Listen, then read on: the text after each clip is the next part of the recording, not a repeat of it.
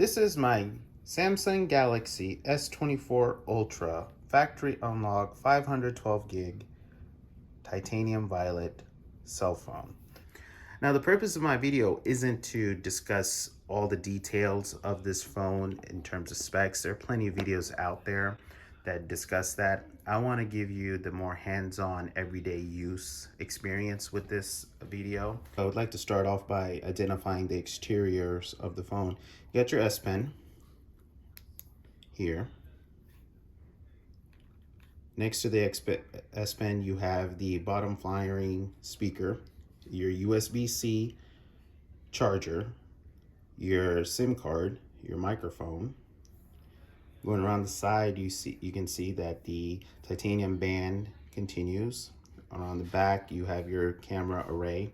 The cameras are pretty good. I have used them to take some pictures briefly, and so far I am pretty impressed with what Samsung has done with this S24 Ultra.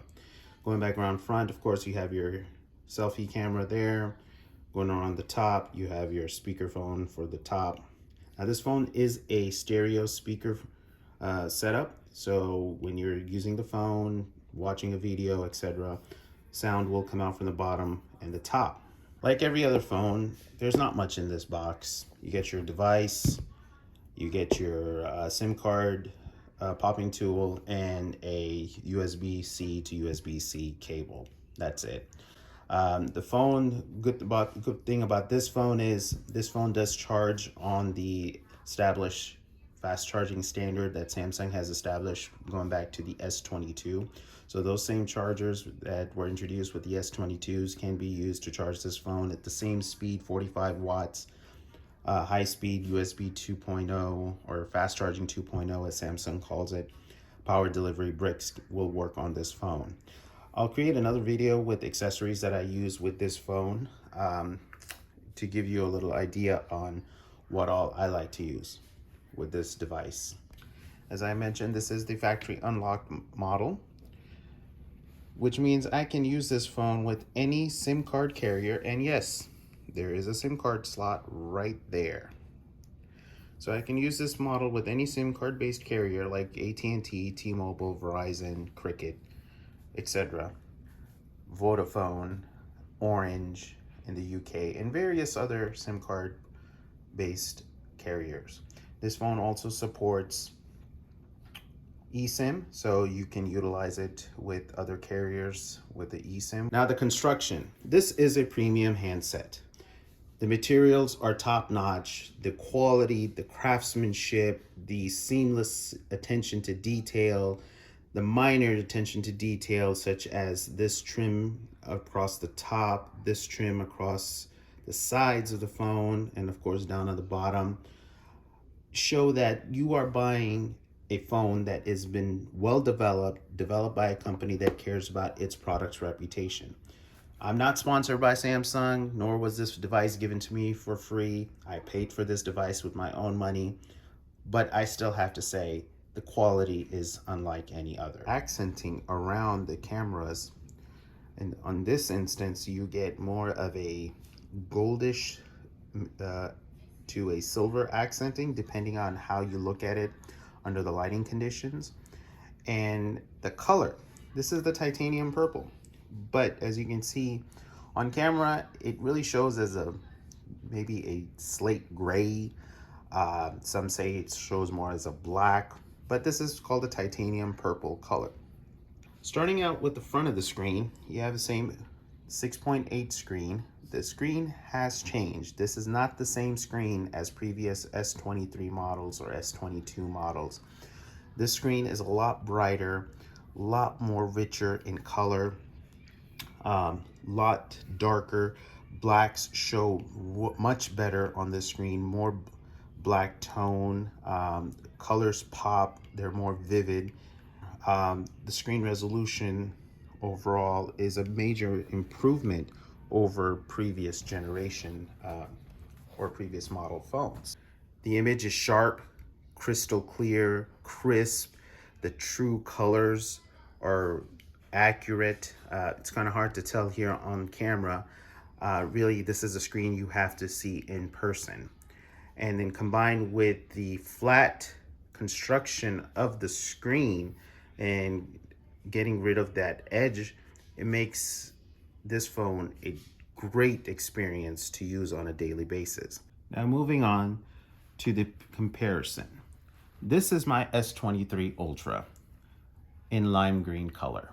I've been using this phone for the better part of the last 14 months continuously as my everyday driver. Looking at the two from the top, they look very similar. Very, very similar. Both are premium construction in quality. Size-wise, they're about the same, but the differences are subtle, but yet very, very distinguishable. As you can see with this phone, you have the edge curve, which was a very nice touch to the Samsung lineup. But you know, this phone is nothing to be ashamed about. This is still a great phone. In 2024, if this phone wasn't available, I would still continue using this phone. The reason why I changed or upgraded is I was wanting an upgrade and I wanted to experience the flat screen like the iPhone Pro series, Pro Maxes. Those are premium devices, and when you compare those devices to this Samsung, the S24 Ultra, you will enjoy the S24 Ultra.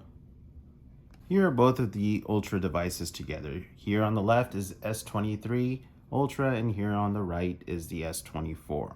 As you can see, with the same background, there is a screen difference. If you can look down here in the red here for this app there, the red icon is a little bit sharper and more in depth with a little bit more contrast than the one on the left here.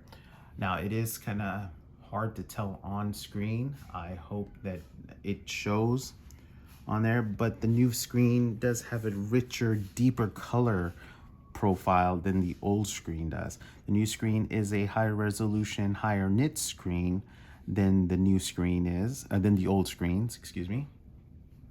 And it shows. Everyday usage shows that. When setting up my S24 Ultra, I was able to transfer everything using the Samsung Smart Switch app, including my eSIM.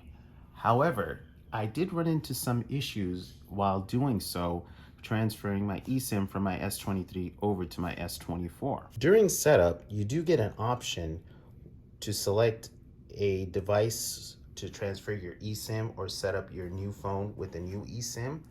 That can be somewhat challenging to do, but let me show you which setting. You go to your settings, connection manager, SIM card manager, and you can see an option here called add SIM. When you do the add SIM, you have this option here, transfer SIM from another device. When you click on that, you'll get this transfer SIM from another device option. By design, when you bring your old phone close to this phone, it should pop up and allow the transfer to happen.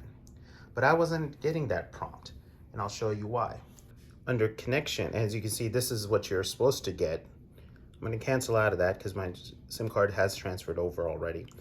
But when you can't transfer your SIM card over or your eSIM transfer doesn't work, you want to go to Settings, Connection Manager, More Connection Settings, and you want to toggle Nearby Device Scanning on.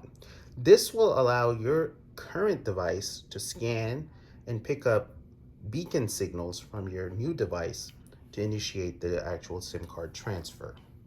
All in all, I think the upgrade to the S24 Ultra was a good decision. Overall, there are differences in both devices, though both devices do look very similar to each other. The subtle differences do make it worth getting the new device. I am a techie, so I do upgrade these devices far more often than most normal people will, but that's just my hobby. So let me know in the comments below. Do you think it's worth upgrading to the S24 Ultra based on the specs and all the videos out there? Let me know what other features and functions you would like me to try out, showcase on this new device. Let me know if there's something in particular I can do to showcase and show this device off. Thank you for watching. Bye now.